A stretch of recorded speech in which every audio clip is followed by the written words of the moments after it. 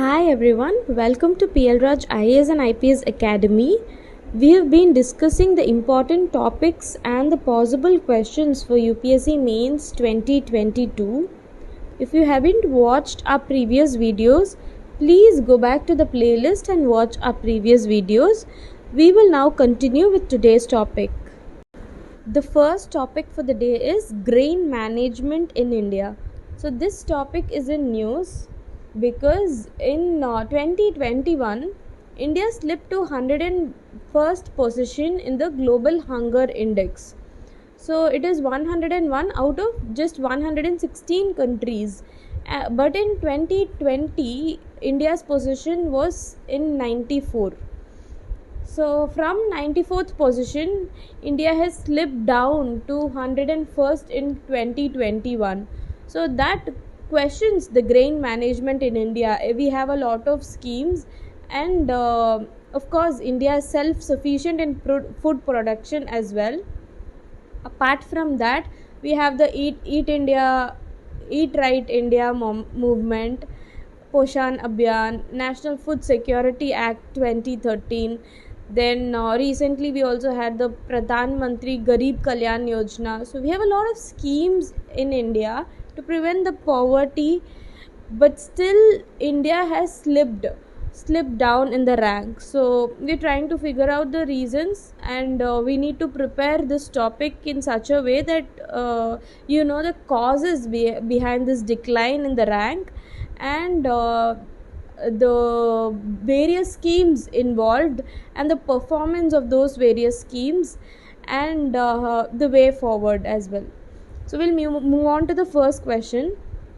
In 2021, India ranks is 101 in global hunger index out of 116 countries, but excess grains are stored in Food Corporation of India go down. Give your suggestion to solve this issue.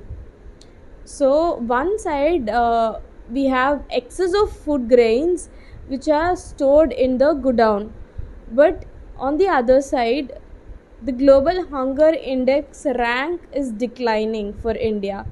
So how these two can be linked, and how the excess grains can be managed, and why we have not able to effectively manage the excess grains in India. So this comes as a big question mark.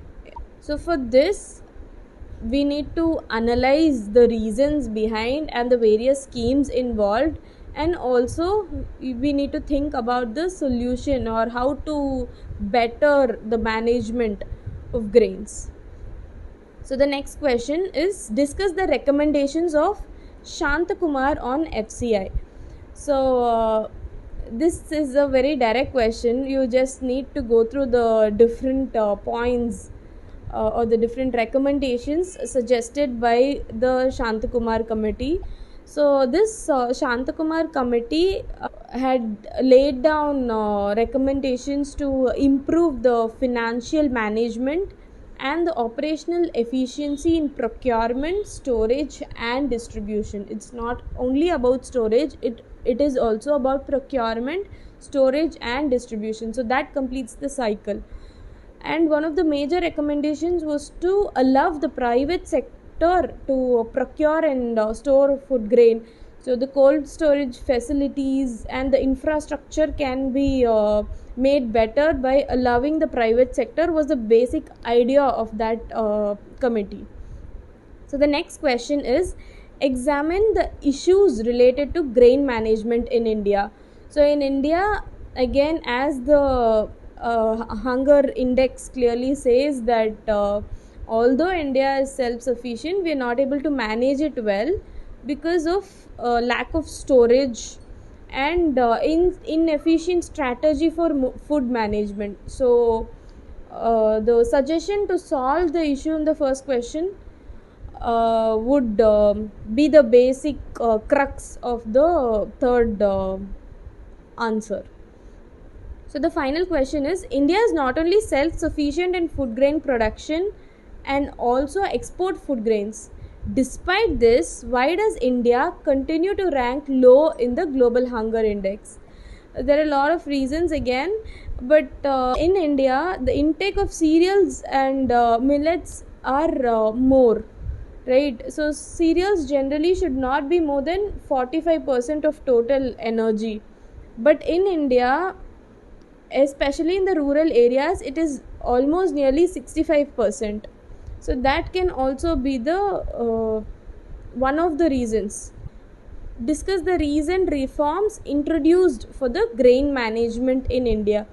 So again, this is a very direct questions. You need to go through the different schemes available to manage the distribution, procurement, and the storage of grains in India. Next topic is need for economic decoupling. There is a need for economic decoupling, that is maintaining economic development while reducing resource use and associated environmental impacts. Do you think that it is unimaginable? So the definition for the economic decoupling term is mentioned in the question itself. One side, economic development is definitely needed, but at the same time it should not be at the cost of our environment. Our environment should also be protected, and at the same time we definitely need development too. So how are we going to balance these two? Is it unimaginable? We know about the NDC, where India committed that 40% of electricity capacity will be made from non fossil fuels by 2030. So, is all that achievable, or what more can be done? So, this question should be prepared in that angle. Next question, examine the various measures to economic decoupling in India. So, what are the different things India has done in the renewable energy, in the waste management sector? India has been taking a lot of steps, right, to make sure that economic decoupling is in place. Give your suggestion for effective economic decoupling. So we all know that effective economic decoupling is the need of the hour. We definitely need strong financial institutions in our country to make sure that effective decoupling is ensured. So while preparing this topic, we need to go through the various steps taken by India to promote the sustainable development and the economic decoupling, and how far India has achieved, what are the different achievements India has made in that direction, and definitely about the advantages and the challenges while trying to implement this economic decoupling. So the last topic for the day is assessment of Make in India program. Make in India is a very important scheme in India because it is one of the steps to make India self-reliant. So the first question, evaluate the success of Make in India program. To evaluate the success, we need to know the objectives of Make in India program first. So this program emphasized a lot on the manufacturing sector. One of the aims was to create 100 million additional jobs in the manufacturing sector, and it also gave a special thrust to the MSMEs, etc. So you need to know the objectives and then the achievements, and how far India was able to reach the objectives. So the next question is, do you think that Make in India program provide opportunity to new entrepreneurs? Examine it. Make in India program's objective had a special thrust to the MSMEs itself. MSMEs generally have a lot of programs like Honey Mission program, Startup India, PM Mudra Yojana, but Make in India was always there to give that push. So again, this is also about how far India has achieved, or how far India has provided opportunity to new entrepreneurs in spite of the pandemic being a big challenge. So the next question, Do you agree that Make in India program enhance indigenization in manufacturing sectors? So especially in the defense production, we have seen the indigenization happening. We also have a portal named Srijan, which was launched to facilitate indigenization by the industry, including the MSMEs. Next one, analyze whether Make India program strengthened MSME sector. This is also a similar question again, because the aim of Make in India program was to build a sustainable ecosystem for MSMEs. An analysis has to be given in the perspective of MSME.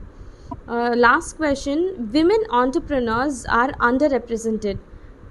Give your suggestion to enhance their participation. Discuss.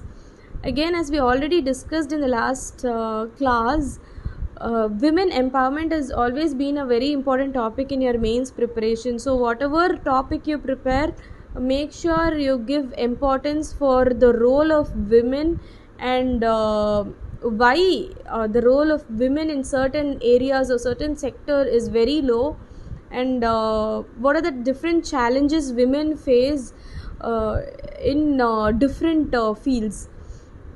So make sure any topic you prepare it in this perspective. So we have to prepare all these topics for mains. So please do continue answer writing practice, and if you need any individual feedback, please do reach out to us. We are always there to guide you and support you. Thank you so much for watching.